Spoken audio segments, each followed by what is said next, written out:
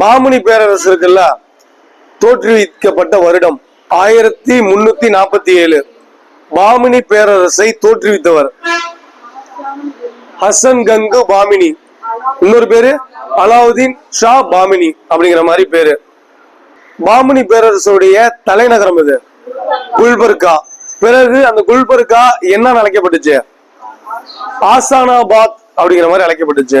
ஹசன் கங்கு பாமினிக்கு பிறகு பாமினி பேரரசுக்கு ஆட்சிக்கு வந்தவர் யாரு? இரண்டாம் முகமது ஷா ஆட்சிக்கு வருவாரு.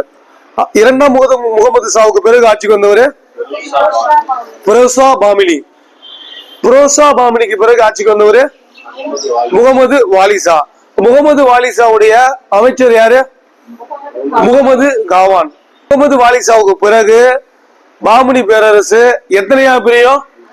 5ஆ பிரியம். அந்த 5 என்னென்ன? அகமது நகர், பீஜப்பூர், பிடார், பிரார், கோல்கொண்டா அப்படிங்கிற பிரிஞ்சு போயிடும்.